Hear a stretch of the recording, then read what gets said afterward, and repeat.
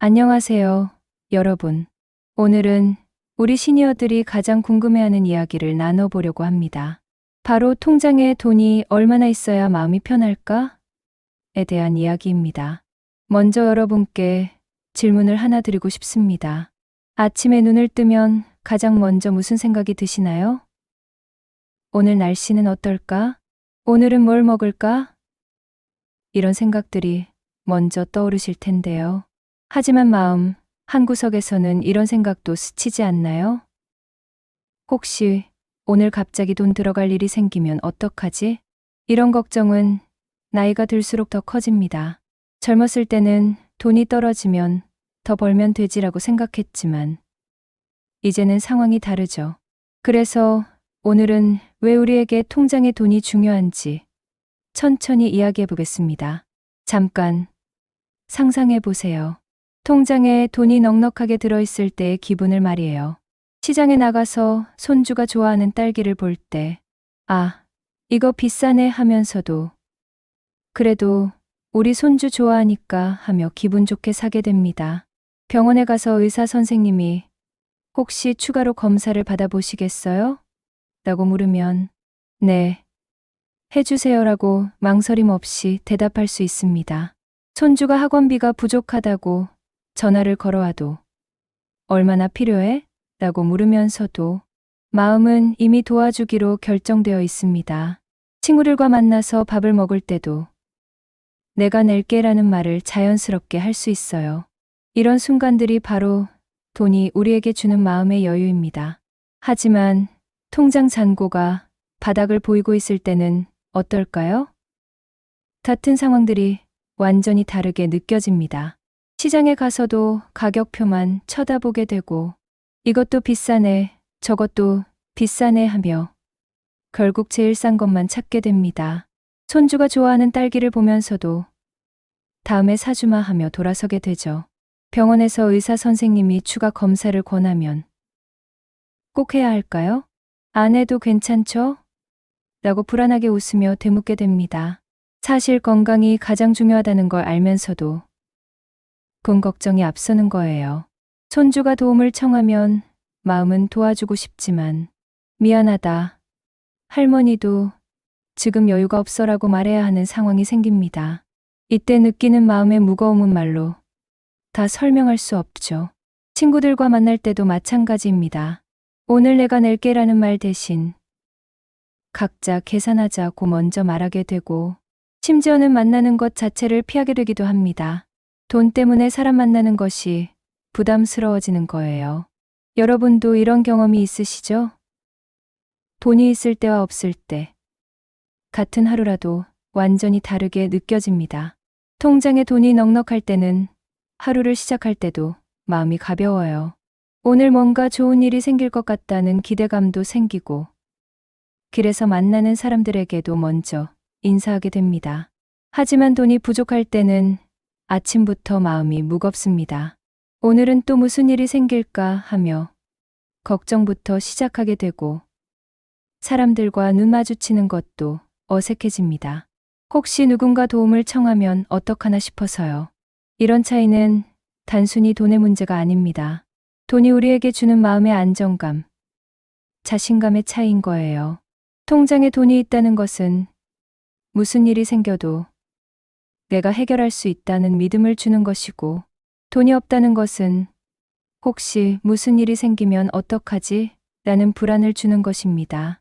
특히 우리 나이가 되면 이런 차이가 더 크게 느껴집니다. 젊을 때는 어떻게든 되겠지라는 생각이 있었지만 이제는 그렇게 낙관적으로만 생각할 수 없잖아요. 몸도 예전 같지 않고 갑자기 아플 수도 있고 가족들이 도움을 청할 수도 있고요.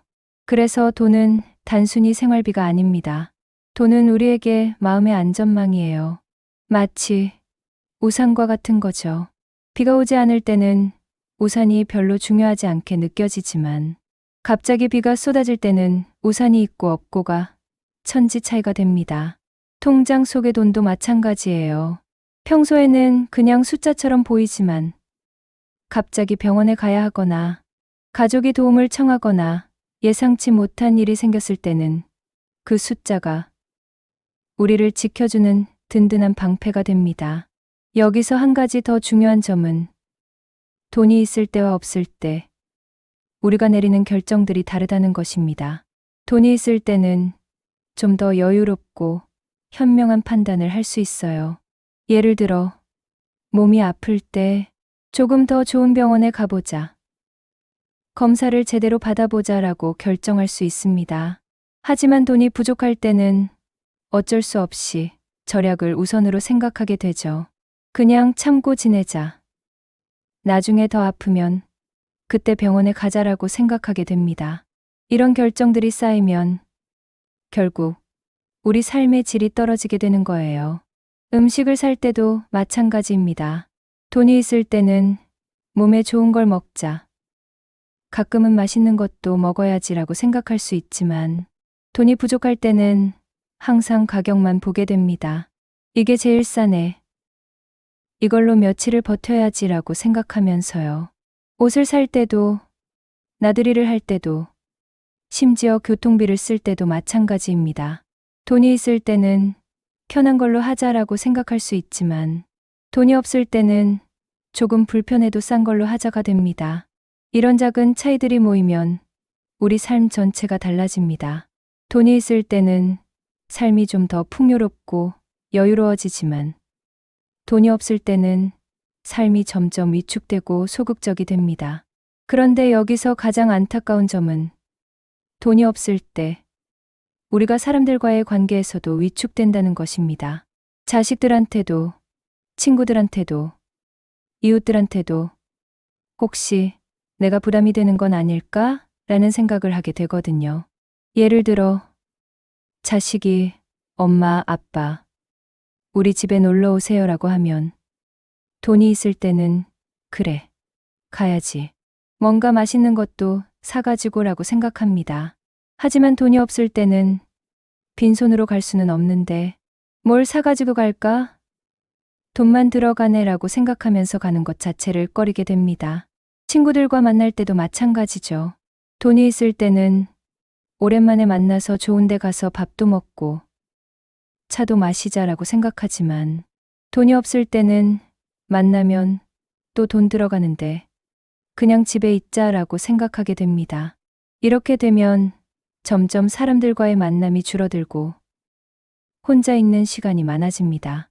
그러면 또 생각이 많아지고 걱정도 많아지고 마음도 더 무거워집니다. 돈이 없어서 시작된 문제가 마음의 문제로까지 번지는 거예요. 반대로 돈이 있을 때는 어떨까요? 사람들과의 만남도 즐겁고 새로운 일에 도전해볼 용기도 생깁니다. 뭔가 재미있는 일 없을까? 새로운 사람들도 만나보고 싶다는 생각이 들어요. 취미 활동도 마찬가지입니다. 돈이 있을 때는 노래교실도 다녀볼까? 요리 강습도 받아볼까? 여행도 가볼까? 라고 생각할 수 있지만 돈이 없을 때는 이런 생각 자체가 사치로 느껴집니다. 건강 관리도 달라집니다. 돈이 있을 때는 정기적으로 병원에 가서 검진도 받고 운동도 하고 좋은 음식도 먹으면서 건강을 챙길 수 있어요. 하지만 돈이 없을 때는 아픈 데가 있어도 참고 지내자. 병원비 아까우니까 나중에 가자라고 생각하게 됩니다. 이런 차이들을 보면 돈이 우리 삶에 얼마나 큰 영향을 주는지 알 수 있습니다. 돈 자체가 행복을 주는 것은 아니지만 돈이 없으면 행복해지기 어려운 것도 사실이에요. 특히 우리 나이가 되면 돈은 단순히 필요한 것을 사는 수단이 아니라 마음의 평안을 주는 도구가 됩니다. 통장에 돈이 있다는 것만으로도 뭔가 문제가 생겨도 내가 해결할 수 있다는 자신감이 생기거든요. 이 자신감이 얼마나 중요한지 아시나요? 이 자신감이 있으면 하루하루가 즐거워집니다. 아침에 일어날 때도 오늘은 뭘 해볼까? 라는 기대감으로 시작할 수 있어요. 사람들과 만날 때도 당당할 수 있고 새로운 일에 도전할 용기도 생깁니다. 반대로 이 자신감이 없으면 매일이 불안합니다. 혹시 무슨 일이 생기면 어떡하지? 라는 걱정으로 하루를 시작하게 되고 모든 일을 소극적으로 하게 됩니다. 그래서 돈은 우리에게 단순한 생활비가 아니라 마음의 안정제, 자신감의 원천인 것입니다. 물론 돈이 모든 것을 해결해 주지는 않습니다. 하지만 적어도 돈 때문에 생기는 걱정과 불안은 덜 수 있잖아요. 여러분도 이런 경험이 있으실 거예요. 통장 잔고를 확인했는데 생각보다 많이 들어있을 때의 그 안도감, 그리고 생각보다 적게 들어있을 때의 그 불안감 말이에요. 같은 숫자인데도 우리 마음은 이렇게 크게 달라집니다. 이것이 바로 돈이 우리에게 주는 심리적인 효과입니다. 돈 자체보다도 돈이 있다는 안정감, 돈이 있어서 생기는 마음의 여유, 이것이 우리에게 정말 중요한 것들이에요. 그래서 오늘 이 이야기를 드리는 것입니다. 돈이 많아야 행복하다는 말씀이 아니라 적어도 마음 편하게 살 수 있을 만큼은 준비해두는 것이 우리에게 필요하다는 말씀입니다. 나이가 들수록 돈의 중요성은 더 커집니다. 젊을 때는 건강도 좋고 일할 수 있는 능력도 있고 앞으로 벌 돈도 많으니까 큰 걱정이 없었죠. 하지만 지금은 상황이 다릅니다. 건강도 예전 같지 않고 새로 돈을 벌기도 어렵고 오히려 돈이 나갈 일만 많아지는 상황이에요. 병원비, 약값, 생활비, 그리고 가족들이 도움을 청할 수도 있고요. 이런 상황에서 통장에 돈이 있다는 것은 정말 든든한 버팀목이 됩니다. 물론 돈만 있으면 모든 문제가 해결되는 것은 아닙니다. 건강도 중요하고 가족과의 관계도 중요하고 마음의 평화도 중요해요. 하지만 돈이 없으면 이런 것들을 챙기기도 어려워집니다. 건강을 챙기려면 병원비가 들고 가족과 좋은 관계를 유지하려면 가끔은 도움도 줄 수 있어야 하고 마음의 평화를 얻으려면 걱정거리가 줄어야 하잖아요. 결국 돈은 우리가 원하는 삶을 살기 위한 기본적인 도구입니다. 이 도구가 있으면 우리가 정말 중요하게 생각하는 것들에 집중할 수 있고 이 도구가 없으면 돈 걱정만 하느라 정작 중요한 것들을 놓치게 됩니다. 그래서 통장에 돈을 준비해두는 것은 사치가 아니라 우리가 마땅히 해야 할 준비입니다. 마치 겨울을 대비해서 이불을 준비해두고 비를 대비해서 우산을 준비해두는 것처럼요. 하지만 여기서 한 가지 더 말씀드리고 싶은 것은 돈이 우리에게 주는 가장 큰 선물은 바로 선택의 자유라는 것입니다. 돈이 있으면 우리가 원하는 것을 선택할 수 있어요. 어떤 음식을 먹을지, 어디서 살지, 누구와 만날지, 어떤 치료를 받을지 모든 것을 우리가 결정할 수 있습니다. 하지만 돈이 없으면 선택권이 없어집니다. 가장 싼 것, 어쩔 수 없는 것만 선택해야 하죠. 이렇게 되면 우리 삶이 우리가 원하는 대로가 아니라 돈이 허락하는 대로만 살아야 합니다. 이 선택의 자유가 얼마나 소중한지 생각해 보세요. 아픈 곳이 있을 때 어느 병원에 갈까?를 고민할 수 있는 것과 병원에 갈 돈이 있을까?를 고민하는 것은 완전히 다른 차원의 문제입니다. 손주가 생일일 때도 마찬가지예요. 뭘 사줄까?를 고민할 수 있는 것과 사줄 수 있을까?를 고민하는 것은 전혀 다른 기분이거든요. 그래서 돈은 우리에게 단순히 물건을 살 수 있는 능력이 아니라 우리가 원하는 삶을 살 수 있는 자유를 주는 것입니다. 또 한 가지 중요한 점은 돈이 있을 때 우리는 다른 사람을 도울 수 있다는 것입니다. 자식이 어려울 때 도와줄 수 있고, 친구가 힘들 때 함께 할 수 있고, 이웃이 도움이 필요할 때 손을 내밀 수 있어요.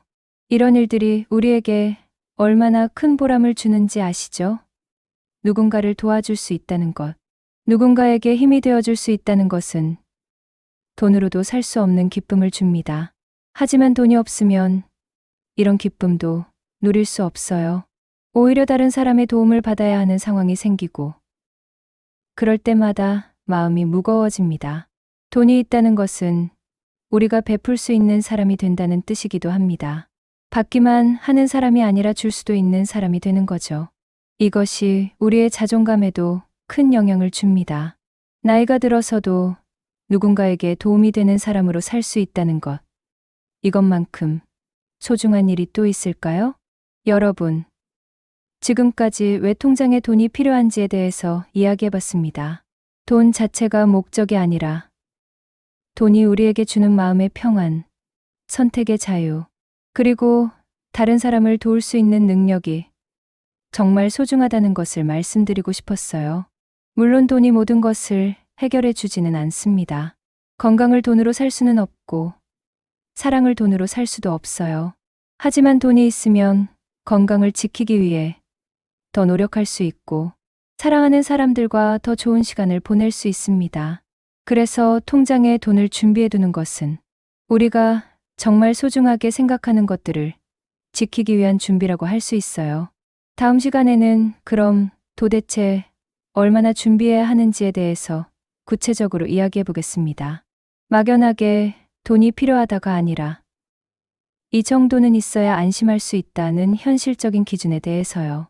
오늘 말씀드린 내용이 여러분에게 조금이라도 도움이 되었기를 바랍니다. 돈에 대해서 생각할 때 부담스러워하지 마시고 우리가 더 나은 삶을 살기 위한 도구라고 생각해 보세요.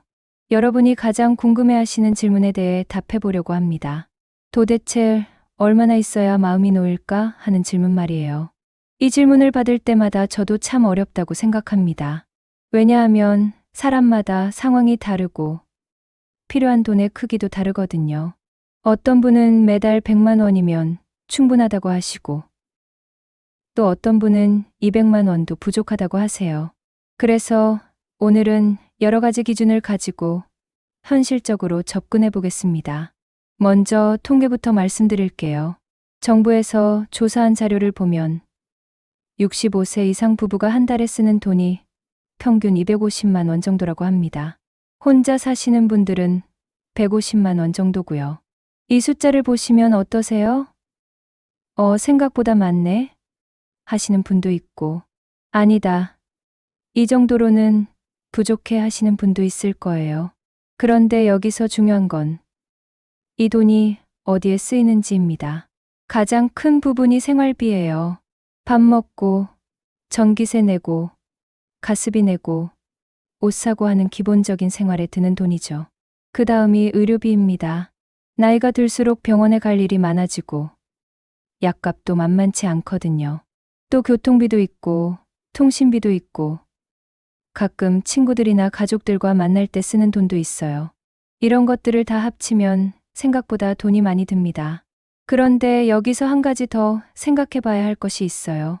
바로 예상치 못한 큰 돈이 들어갈 때입니다. 갑자기 큰 병에 걸려서 수술을 해야 한다거나, 집에 큰 수리가 필요하다거나, 자식들이 갑자기 도움을 청한다거나 하는 일 말이에요. 이런 일들을 생각하면 정말 머리가 아득해집니다. 전문가들이 계산해 보니까 부부가 20년을 산다고 하면 6억 원 정도가 필요하다고 해요. 혼자 사시는 분은 3억 원 정도고요. 이 숫자를 처음 들으면 어떻게 이렇게 큰 돈을 준비해? 라고 생각하실 거예요. 하지만 걱정하지 마세요. 꼭 이 돈을 한꺼번에 다 준비해야 한다는 뜻은 아니거든요. 왜냐하면 우리에게는 국민연금도 있고 기초연금도 있고 혹시 개인연금을 준비하신 분들은 그것도 있잖아요. 또 집이나 땅 같은 재산이 있으신 분들도 있고요. 그럼 현실적으로 현금으로 얼마나 준비해야 할까요? 전문가들이 말하는 최소한의 기준은 이렇습니다. 혼자 사시는 분은 5천만 원에서 1억 원, 부부는 1억 원에서 2억 원 정도의 현금을 준비하시라고 해요. 그것도 많네 라고 생각하실 수도 있지만 이것도 한꺼번에 준비하라는 뜻이 아닙니다. 지금부터 차근차근 준비해 나가시면 되는 거예요. 그런데 여기서 꼭 말씀드리고 싶은 것은 이 돈은 반드시 현금이어야 한다는 점입니다. 집이나 땅은 값어치는 있지만 당장 돈이 필요할 때 바로 현금으로 바꿀 수가 없어요. 팔려고 내놓아도 몇 달이 걸릴 수 있고 급하게 팔려고 하면 헐값에 팔아야 할 수도 있거든요. 주식도 마찬가지예요. 주식값이 오를 때는 좋지만 정작 돈이 필요할 때 주식값이 떨어져 있으면 큰 손해를 볼 수 있어요.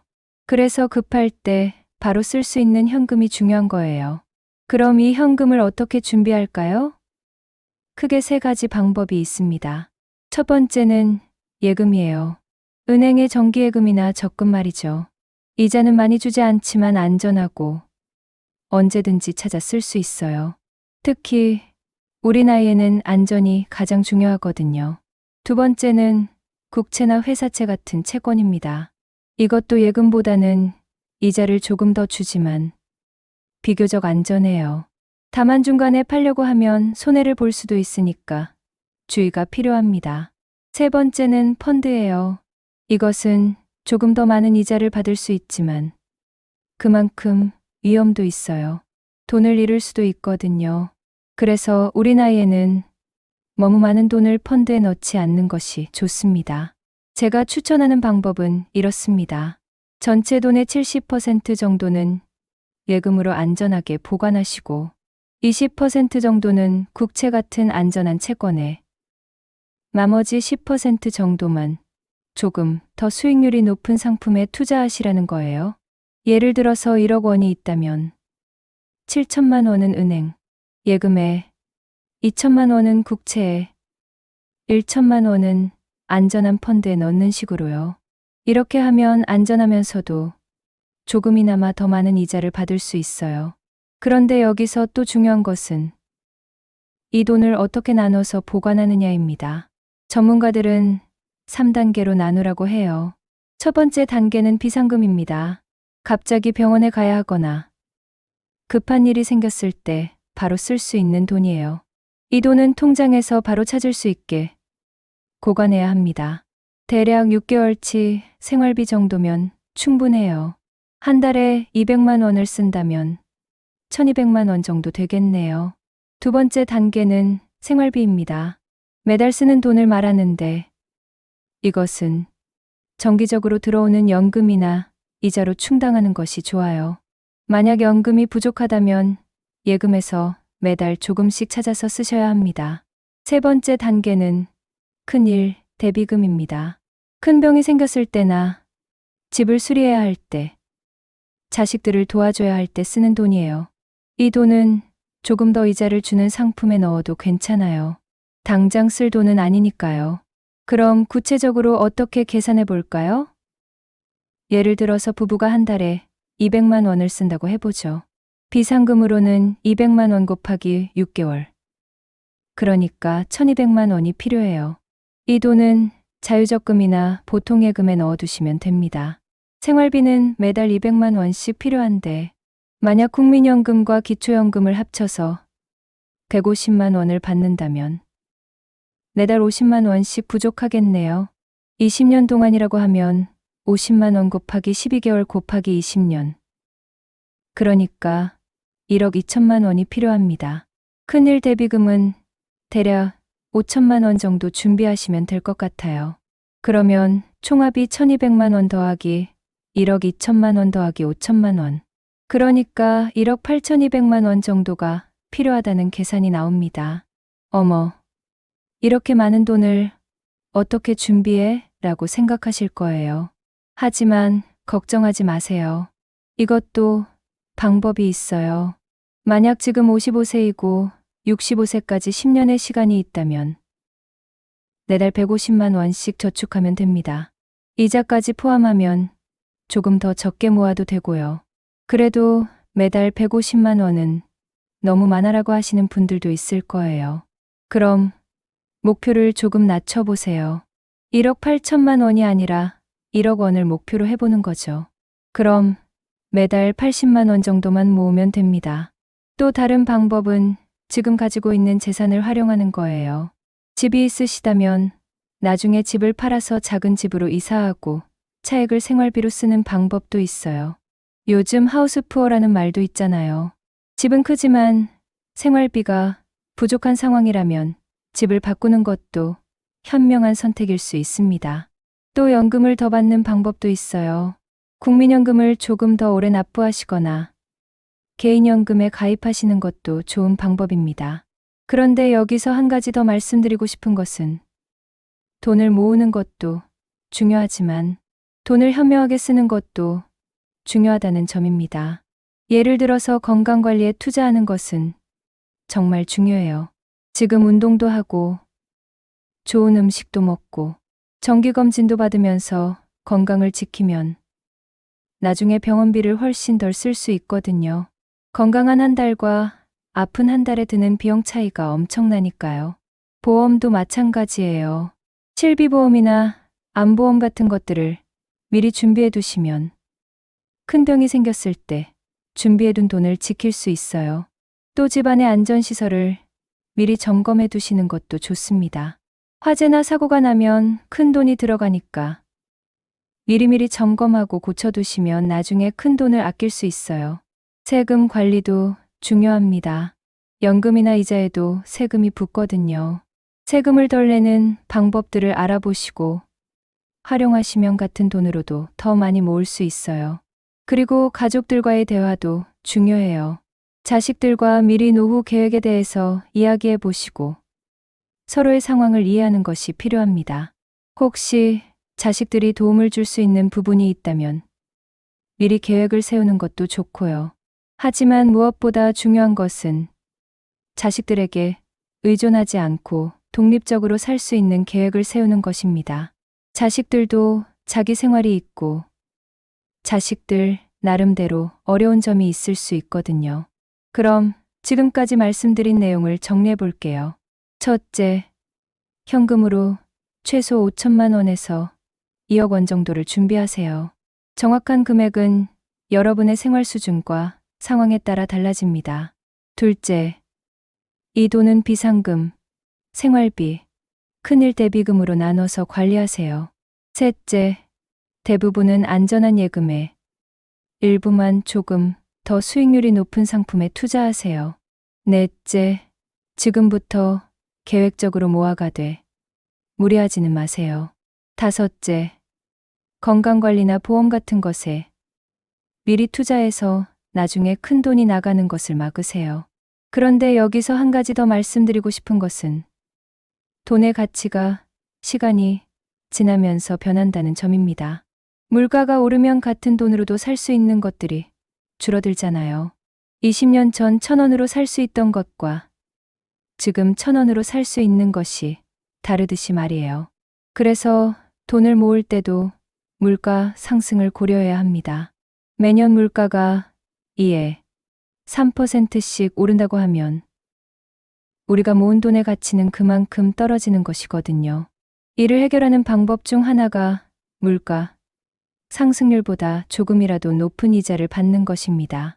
물가가 3% 오르는데 이자를 2%밖에 못 받으면 실제로는 돈의 가치가 1% 떨어지는 것이니까요.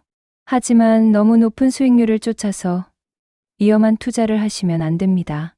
우리 나이에는 돈을 지키는 것이 돈을 늘리는 것보다 더 중요하거든요. 또 하나 생각해 봐야 할 것은 인플레이션입니다. 인플레이션이라는 말이 어렵게 들리실 수도 있는데 쉽게 말하면 물가가 계속 오르는 것을 말해요. 지금 라면 한 개가 500원이라면 10년 후에는 700원이 될 수도 있다는 뜻이죠. 그래서 지금 1억 원이 있다고 해서 20년 후에도 지금과 같은 가치를 가질 것이라고 생각하시면 안 됩니다. 실제로는 그보다 적은 가치를 가질 가능성이 높아요. 이런 것들을 모두 고려하면 준비해야 할 돈이 더 많아집니다. 하지만 너무 걱정하지 마세요. 완벽하게 준비할 수는 없지만 최선을 다해서 준비하시면 됩니다. 중요한 것은 지금 당장 시작하는 것입니다. 나는 이미 늦었어라고 생각하지 마시고 지금부터라도 시작하자라고 생각하세요. 만약 지금 60세라면 10년의 시간이 있습니다. 매달 100만 원씩만 모아도 1억 2천만 원은 모을 수 있어요. 65세라면 5년의 시간이라도 매달 150만 원씩 모으면 9천만 원 정도는 모을 수 있습니다. 그래도 매달 그렇게 많은 돈을 어떻게 모아라고 하시는 분들도 계실 거예요.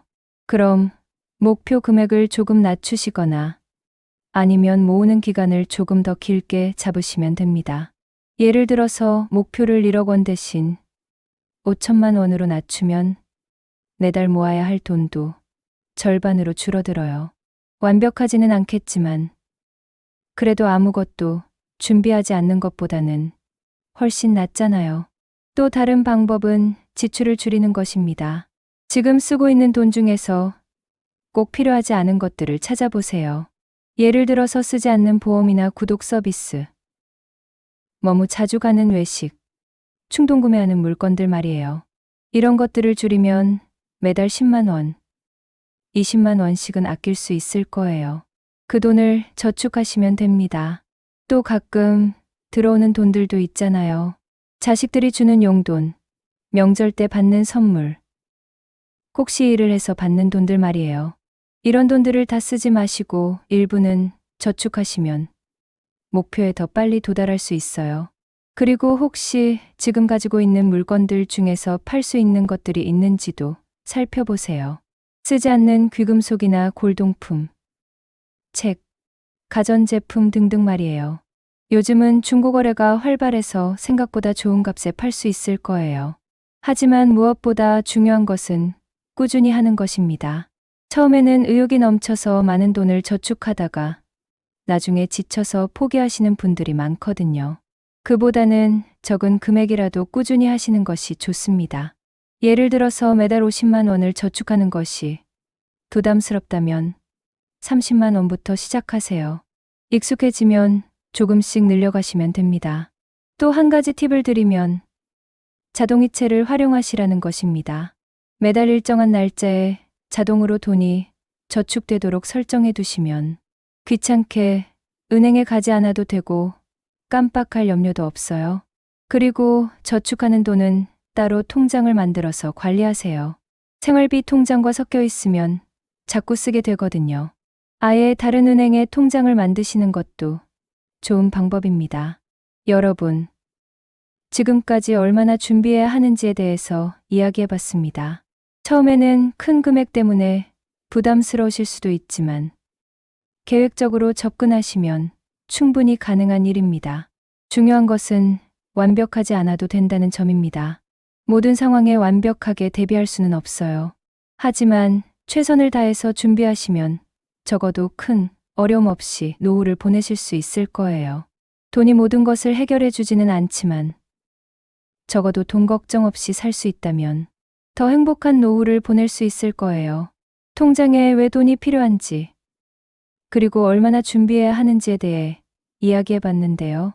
많은 분들이 하시는 걱정, 나는 이미 늦었는데 어떡하지?에 대한 답을 드리려고 합니다. 솔직히 말씀드리면 저도 이런 상담을 받을 때가 있어요. 선생님, 저는 이제 65세인데 모아둔 돈이 별로 없어요. 이제 시작해도 소용없겠죠? 라고 물어보시는 분들 말이에요. 그럴 때마다 저는 이렇게 말씀드립니다.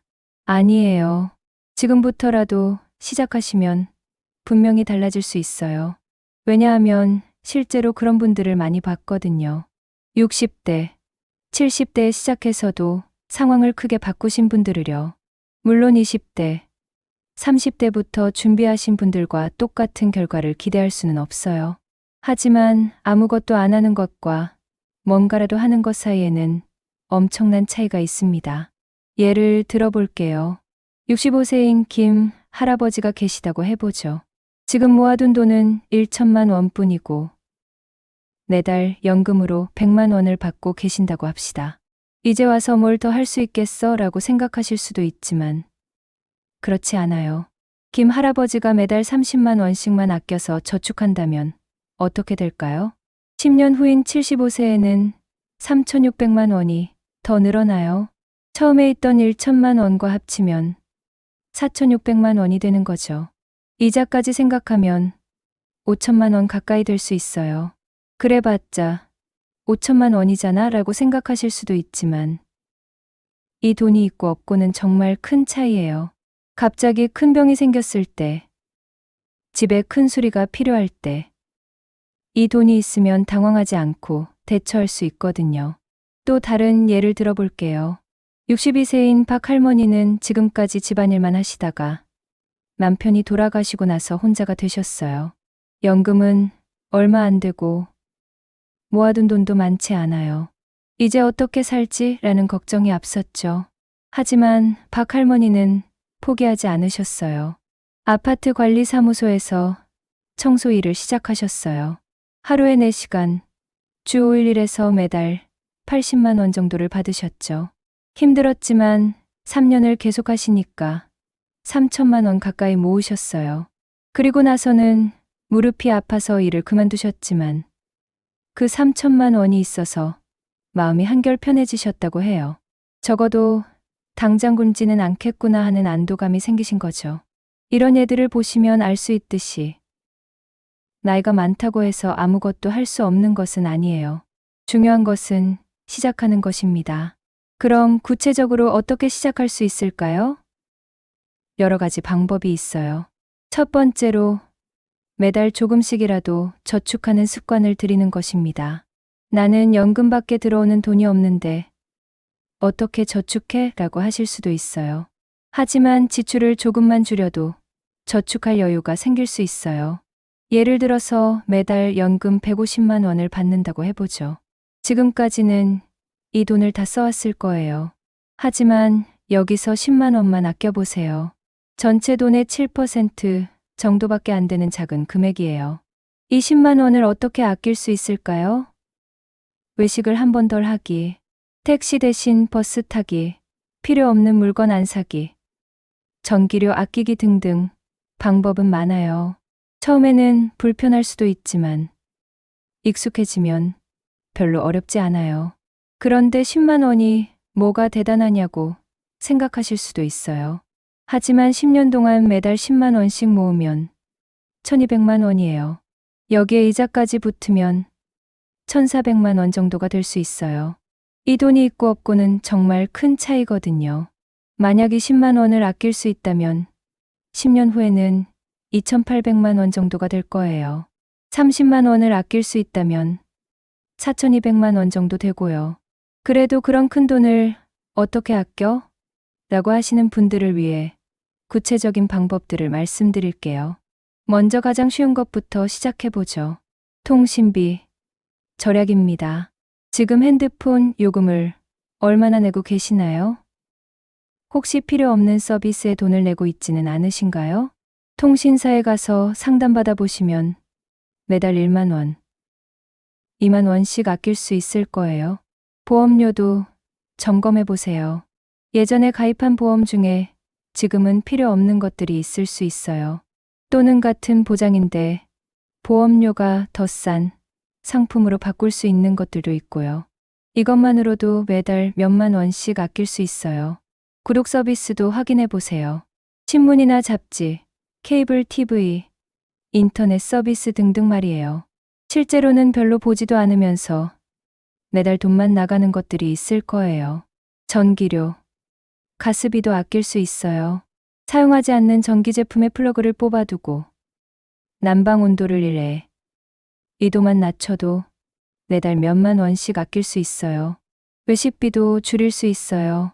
일주일에 한 번 하던 외식을 한 달에 3번으로 줄인다든지 비싼 음식점 대신 좀 더 저렴한 곳을 이용한다든지 하는 식으로요. 장볼 때도 계획을 세워서 가세요. 계획 없이 가면 필요 없는 것들까지 사게 되거든요. 또 할인하는 날이나 시간대를 활용하시면 같은 것도 더 싸게 살 수 있어요. 교통비도 절약할 수 있어요. 가까운 거리는 걸어가고 버스나 지하철을 이용할 수 있는 곳은 택시 대신 대중교통을 이용하세요. 경로우대 할인도 잘 활용하시고요. 이런 방법들로 매달 20만 원, 30만 원씩 아끼는 것은 충분히 가능해요. 물론 처음에는 불편할 수 있지만 몇 달 지나면 익숙해질 거예요. 두 번째 방법은 작은 일이라도 해서 수입을 늘리는 것입니다.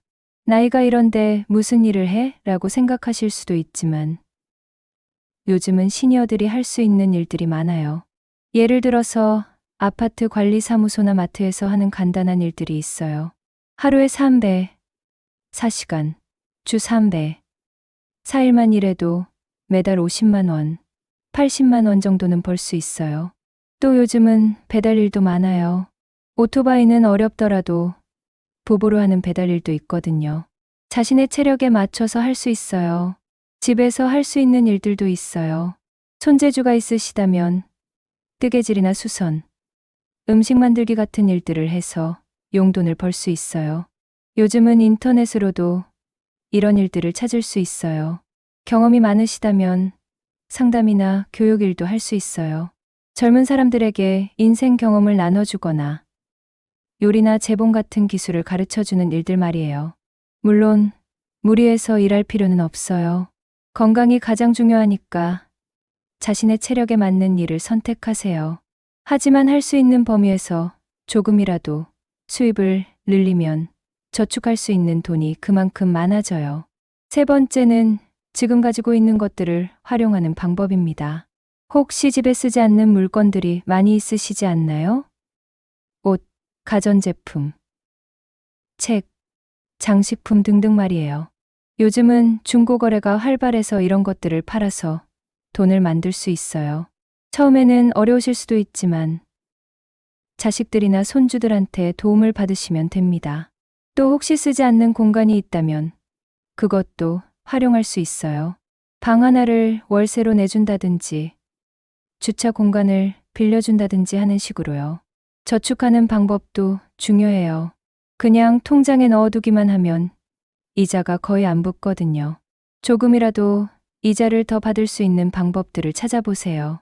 예를 들어서 적금을 넣는다면 일반 적금보다는 우대금리를 받을 수 있는 적금을 선택하세요. 시니어 전용 상품들도 있고 인터넷 뱅킹을 이용하면 더 좋은 조건의 상품들도 있어요. 국채도 좋은 선택이에요. 은행 예금보다는 이자를 조금 더 주면서도 안전해요. 3년이나 5년짜리 국채를 사두시면 매년 이자를 받을 수 있어요. 하지만 너무 욕심내서 위험한 투자는 하지 마세요. 주식이나 펀드 같은 것들은 돈을 잃을 위험이 있거든요. 우리 나이에는 돈을 늘리는 것보다 지키는 것이 더 중요해요. 네 번째는 건강관리에 투자하는 것입니다. 돈을 모아야 하는데 건강관리에 돈을 쓰라고 생각하실 수도 있어요. 하지만 이게 정말 중요해요. 지금 운동도 하고 건강한 음식도 먹고 정기검진도 받으면서 건강을 지키면 나중에 병원비를 훨씬 덜 쓸 수 있거든요. 건강할 때 쓰는 돈과 아플 때 쓰는 돈을 비교하면 건강할 때 쓰는 돈이 훨씬 적어요. 또 건강하면 더 오래 일할 수도 있어요. 몸이 아프면 일을 못하니까 수입이 줄어들지만 건강하면 계속 일해서 돈을 벌 수 있잖아요. 그래서 건강관리에 드는 돈은 투자라고 생각하세요. 지금 조금 쓰면 나중에 훨씬 많은 돈을 아낄 수 있어요. 다섯 번째는 보험을 잘 활용하는 것입니다. 실비보험이나 암보험 같은 것들 말이에요. 물론 보험료는 매달 나가지만 큰 병이 생겼을 때 보험금을 받으면 준비해둔 돈을 지킬 수 있어요. 특히 실비보험은 정말 유용해요. 병원비의 대부분을 돌려받을 수 있거든요. 아직 가입 안 하셨다면 늦기 전에 가입해보세요. 나이가 많아질수록 가입하기 어려워져요. 여섯 번째는 세금을 절약하는 방법들을 알아보는 것입니다. 연금이나 이자 소득에도 세금이 붙는데 이걸 합법적으로 줄이는 방법들이 있어요. 예를 들어서 개인연금이나 연금저축에 가입하면 세금 혜택을 받을 수 있어요. 또 의료비나 기부금도 세금을 줄여주고요. 이런 것들은 복잡할 수 있으니까 세무서나 은행에 가서 상담받아 보세요. 몇만 원, 몇십만 원씩 세금을 아낄 수 있을 거예요. 일곱 번째는 가족들과의 소통입니다. 혹시 자식들이 도움을 줄 수 있는 부분이 있는지 이야기해 보세요. 물론 자식들에게 부담을 주라는 뜻은 아니에요. 하지만 서로의 상황을 이해하고 도움이 될 수 있는 방법들을 찾아보는 것은 좋은 일이에요. 예를 들어서 명절이나 생일 선물 대신 생활비를 보태준다든지 병원에 갈 때 차로 데려다 준다든지 하는 식으로요. 이런 것들도 돈을 아끼는 데 도움이 돼요. 하지만 무엇보다 중요한 것은 독립적으로 살 수 있는 계획을 세우는 것입니다. 자식들도 자기 생활이 있고 언제까지 도움을 받을 수는 없거든요. 8번째는 정보를 잘 활용하는 것입니다. 정부나 지방자치단체에서 시니어들을 위한 다양한 지원 제도들이 있어요. 일자리 지원, 생활비 지원, 의료비 지원 등등 말이에요. 이런 정보들을 잘 알아보시고 활용하세요. 동사무소에 가서 문의해 보시거나 시니어 센터 같은 곳에서 정보를 얻으실 수 있어요. 또 은행이나 금융기관에서 시니어 전용 상품들도 많이 나와요. 금리 우대를 해준다든지 수수료를 면제해준다든지 하는 혜택들이 있으니까 잘 찾아보세요. 9번째는 꾸준히 하는 것입니다. 처음에는 의욕이 넘쳐서 많은 것을 바꾸려고 하다가 몇 달 지나면 포기하시는 분들이 많아요. 그보다는 작은 것부터 시작해서 꾸준히 하시는 것이 좋아요. 매달 10만 원씩이라도 5년, 10년 계속하면 큰 돈이 되거든요. 또 중간에 어려운 일이 생겨서 저축한 돈을 써야 할 수도 있어요. 그럴 때 너무 좌절하지 마시고 상황이 나아지면 다시 시작하세요. 10번째는 긍정적인 마음가짐을 갖는 것입니다. 나이가 많아서 소용없어. 이미 늦었어 라는 생각보다는 지금부터라도 시작하자. 조금이라도 나아지자는 생각을 가지세요. 실제로 마음가짐이 결과에 큰 영향을 줘요. 긍정적으로 생각하는 사람들이 더 좋은 결과를 만들어내거든요. 그리고 완벽하지 않아도 된다는 것을 기억하세요. 젊은 사람들처럼 많은 돈을 모을 수는 없을 수도 있어요. 하지만 지금보다 나아지는 것만으로도 의미가 있어요. 예를 들어서 지금 통장에 500만 원 있는 분이 5년 후에 2천만 원을 만들었다고 해보세요. 1억 원에 비하면 적은 돈일 수도 있지만 처음에 4배가 된 거잖아요. 이것만으로도 삶의 안정감이 크게 달라질 거예요. 또 중요한 것은 돈뿐만 아니라 다른 준비도 함께 하는 것입니다. 건강관리, 인간관계, 취미활동 등등 말이에요. 돈만 있어서는 행복한 노후를 보낼 수 없거든요. 건강하고 좋은 사람들과 함께하고 즐길 거리가 있는 노후가 진짜 행복한 노후예요. 돈은 이런 것들을 뒷받침해주는 수단일 뿐이에요. 그런데 여기서 한 가지 더 말씀드리고 싶은 것은 돈을 모으는 것도 중요하지만 현명하게 쓰는 것도 중요하다는 점입니다. 예를 들어서 건강에 좋은 음식을 사 먹는 것, 정기적으로 병원에서 검진받는 것, 친구들과 좋은 시간을 보내는 것, 이런 일들에는 돈을 아끼지 마세요. 이런 것들이 삶의 질을 높여주고 결과적으로는 더 많은 돈을 아낄 수 있게 해줄 거예요. 반대로 필요 없는 물건을 사는 것, 과도한 선물을 하는 것, 사치스러운 소비를 하는 것에는 돈을 쓰지 마세요. 이런 것들은 일시적인 기쁨은 줄 수 있지만 장기적으로는 도움이 안 돼요. 또 사기를 조심하세요. 나이가 많은 분들을 노리는 사기꾼들이 많거든요. 돈을 맡기면 높은 이자를 줄게요. 이 상품에 투자하면 큰 돈을 벌 수 있어요 라는 말에 속지 마세요. 너무 좋은 조건을 제시하는 것들은 대부분 사기예요. 의심스러우면 가족들과 상의하거나 전문가에게 문의해 보세요. 마지막으로 혼자서 모든 것을 하려고 하지 마세요. 가족들의 도움도 받고 친구들과 정보도 나누고 전문가의 조언도 들어보세요. 혼자 하는 것보다 여러 사람의 도움을 받는 것이 더 좋은 결과를 만들어낼 수 있어요.